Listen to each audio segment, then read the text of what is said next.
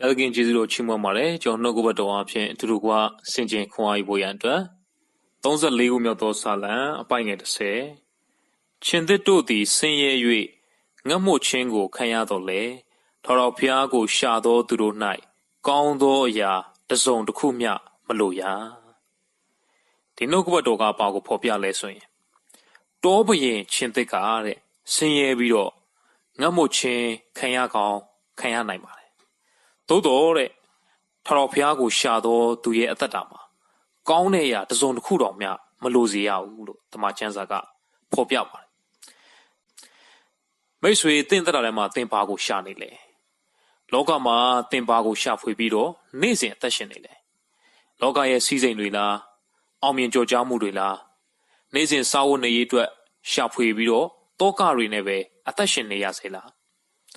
သင်ရှာနိုင်တဲ့လောက်အတိုင်းအတာထိတော့သင်ရကောင်းရနိုင်ပါလေဒါပေမဲ့သင်ဘဝကိုကြည်နေရဲ့လားပျော်ရွှင်ရဲ့လားပျော်ရွှင်မှုဆိုတာကအခြေအနေပေါ်မှာမူတည်ပါတယ်ဒါပေမဲ့စစ်မှန်တဲ့ဝမ်းမြောက်ပျော်ရွှင်ခြင်းကတော့ယေရှုခရစ်တော်စီမှာပဲရှိပါတယ်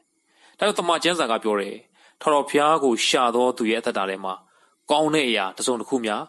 မလိုဘူးလို့ဖော်ပြပါတယ်သင်ကလောကအရာတွေကိုရှာဖွေနေသည်သင်ဘဝကြီးကတစ်ခုခုလိုနေစမြဲပါပဲဒါကြောင့်ကျမ်းစာကပြောတယ်အလုံးစုံပိုင်တဲ့ဖျားကိုသာရှာမယ်ဆိုရင်သင်ဘဝကြီးကပြည့်ပြည့်စုံပြီကောင်းတဲ့အရာတစ်စုံတစ်ခုမျှမလိုရဘူးလို့တမန်ကျမ်းစာကဂတိတော်ပေးထားပါတယ်ကောင်းတဲ့အရာတစ်စုံတစ်ခုမျှမလိုဘူးဆိုတာကရုပ်ဝတ္ထုပစ္စည်းတွေလောကစည်းစိမ်တွေပြည့်စုံနေမယ်လို့ပြောခြင်းမဟုတ်ပါဘူးကောင်းသောအရာတစ်စုံတစ်ခုမျှမလိုဘူးဆိုတာကအရာခသိန်းကိုပိုင်တဲ့ဖျားကသင်နဲ့အတူရှိနေခြင်းကိုဖော်ပြခြင်းဖြစ်ပါတယ်သင်ကငွေကိုရှာရင်ကြံတဲ့တစ်စုံတစ်ခုတော့သင်လိုနေဦးမှာဖြစ်ပါတယ်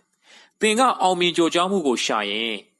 သင်ရဲ့ဘဝအသက်တာထဲမှာတစ်ခုခုတော့လိုနေဦးမှာဖြစ်ပါတယ်သင်ကယာရုစည်းစိမ်တွေကိုရှာရင်တစ်ခုခုကသင်တရားမှာလိုအပ်နေဦးမှာဖြစ်ပါတယ်ဒီနေ့သင်အသက်တာထဲမှာသခင်ယေရှုရှိမှသာလျှင်သင်အသက်တာကပြည့်ပြည့်စုံမှာဖြစ်တယ်ခရစ်တော်မရှိရင်သင်အသက်တာကတစ်ခုခုလိုနေဦးမှာဖြစ်ပါတယ်ဒါကြောင့်တမန်ကျမ်းစာထဲမှာဖျားသခင်ကိုရှာတဲ့အခါမှာဖျားကိုရသွားတဲ့အခါမှာဘဝအတ္တကပြောင်းလဲသွားတယ်အားလုံးပြည့်ပြည့်စုံသွားတယ်တခုခုရှိခြင်းမရှိခြင်းထက်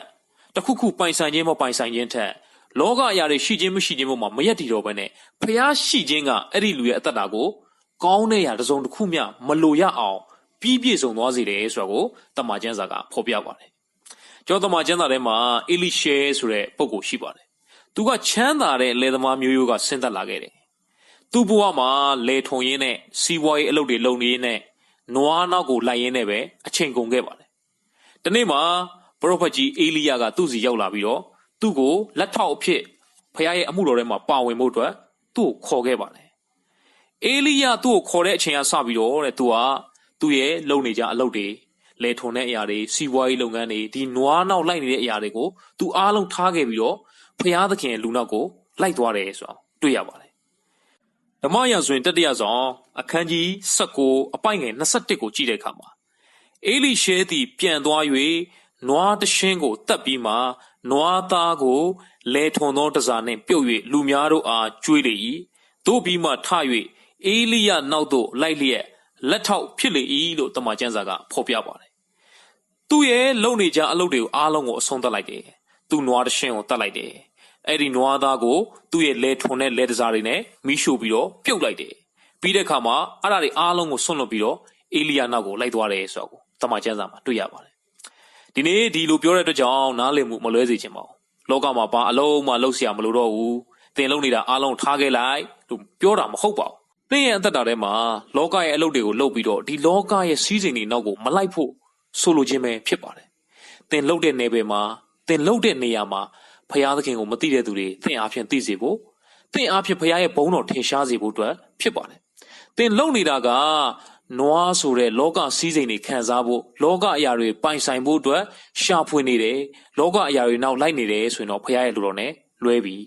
ဒီနေ့အေလိရှဲကတော့ဖျားကိုတွေ့တဲ့အခါမှာသူ့ရဲ့ဘဝအသက်တာထဲမှာဖျားရသွားတဲ့အခါမှာအဲ့ဒီနွားတွေထုံထုံတွေအားလုံးကိုသူအဆုံးသတ်လိုက်တယ်အဲ့ဒါတွေကိုမိရှုပြီးတော့အမဲသားကိုပြုတ်ပြီးတော့သူ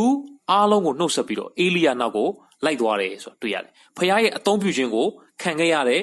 ဘိသိက်ချင်းနှစ်ဆကိုရပြီးတော့ဖျားအသုံးပြုခြင်းကိုခံခဲ့ရတဲ့ပရောဖက်ကြီးဖြစ်သွားခဲ့တယ်ဆိုတော့တမန်ကျမ်းစာမှာတွေ့ရပါတယ်။နောက်တစ်ယောက်ကတော့ပေတရုဖြစ်တယ်။သူ့ရဲ့ဘဝအသက်တာထဲမှာငါးရှာရင်းနဲ့ပဲအချိန်ကုန်တယ်။တနေ့ယေရှုကသူ့စီရောက်လာတယ်။ရောက်လာတဲ့အချိန်မှာသူတညလုံးငါးဖမ်းတာတကောင်းမှမရဘူး။ယေရှုကသူ့ကိုပြောတယ်။ရေနဲ့ရက်သူရွှေ့ပါငါ့ကိုအုပ်လိုက်ပါလို့ပြောတဲ့အခါမှာသခင်နဲ့ကျွန်တော်တညလုံးဖမ်းပြီးသွားပြီတကောင်းမှမရဘူး။ဒါပေမဲ့ကိုတော်အမိန့်တော်ရှိရင်ကျွန်တော်ပိုက်ကွန်ချပါမယ်ဆိုပြီးတော့ပိုက်ကွန်ချတဲ့အခါမှာတဲ့လှေနှစ်စင်းနစ်လူမတက်ပိုက်ကွန်ကဆုတ်ပြဲမတက်ငါးတွေရတယ်။သူ့ဘဝအသက်တာထဲမှာသူရှာဖွေတဲ့ငါးတွေကိုယေရှုကပေးပါတယ်။သို့တော်ဇလန်းကဒီမှာမဆုံးပါဘူး။သခင်ယေရှုကပေတရုကိုပြောလဲဆိုရင်တော့မင်းငါးနောက်ကိုလိုက်ပါမင်းကိုလူကိုဖမ်းမိတဲ့လူကိုမြားတဲ့တငါဖြစ်စေမယ်လို့ပြောတဲ့အခါမှာ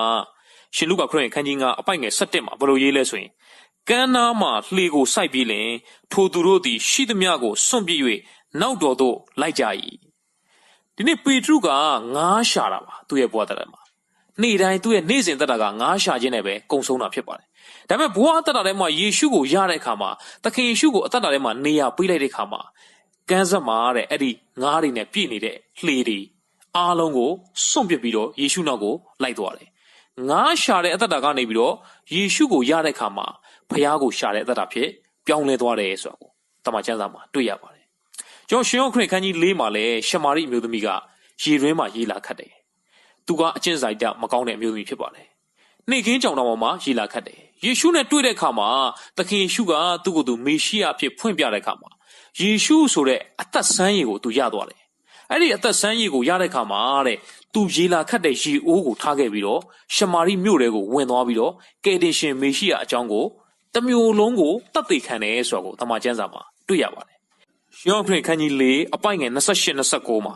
ထိုမိန်းမသည်လည်းရေအိုးကိုထားခဲ့၍မြို့ထဲသို့သွားပြီးလင်အကျွန်ုပ်ပြုဘူးသမျှသောအမှုရာတို့ကိုထုတ်ဖော်သောသူကိုလာ၍ကြည့်ကြပါထိုသူသည်ခရစ်တော်မှန်လိမ့်မည်လို့ဟုလူများတို့အားပြောဆိုတော့အဲ့ဒီမျိုးသမီးကတဲ့သူရေလာခတ်တာပါဒီနေ့ဒီရှမာရိမျိုးသမီးကသူရေလာရှာတာပါရေလာခတ်တာပါဒါပေမဲ့ရေအိုးကိုထားခဲ့ပြီးတော့မြို့ထဲကိုသွားတယ်သူရေကိုမယူတော့ဘူးဘာလို့လဲသူ့ရဲ့အသက်တာထဲမှာယေရှုဆိုတဲ့အသက်ဆန်းရည်ကိုရသွားလို့ဖြစ်ပါတယ်ချစ်တော်ညီကိုရောက်စီတိုင်းသင်ရဲ့အသက်တာထဲမှာလောကအရာတွေကိုရှာနေသင်ဘဝအသက်တာထဲမှာတစ်ခုခုတော့လိုနေအောင်မှာဖြစ်ပါတယ်လောကအရာတွေကိုရှာဖွေနေသည်လောကအရာတွေနောက်ကိုလိုက်နေသည်သင်ဟာတစ်ခုမှတစ်ခုတော့လိုအပ်နေအောင်မှာဖြစ်ပါတယ်သင်ရဲ့အသက်တာထဲမှာဖခင်သခင်ကိုရှာမယ်ထော်တော်ဖခင်ကိုရှာမယ်ဆိုရင်တော့ဘဝအသက်တာထဲမှာကောင်းတဲ့ရာတစ်စုံတစ်ခုများမလိုစေရဘူးလို့တမန်ကျမ်းစာကဖော်ပြထားပါတယ်။ဒါကြောင့်ချစ်တော်ညီကိုရောက်စီတိုင်းသင်ရဲ့အသက်တာထဲမှာပြေဝစုံလင်တဲ့အသက်တာစစ်မှန်တဲ့ပျော်ရွှင်ဝမ်းမြောက်ခြင်းကိုပိုင်ဆိုင်နိုင်ဖို့ရန်အတွက်ဘုရားသခင်ကိုရှာဖွေလိုက်ပါ။နေ့စဉ်သက်တာထဲမှာသခင်ယေရှုဘုရားကိုရှာဖွေပြီးတော့ထိုသခင်နဲ့အတူရှောက်လန်းအသက်ရှင်တော်သူများဖြစ်စေဖို့ရန်အတွက်ဝင်ငှပါတယ်။အားလုံးပေါ်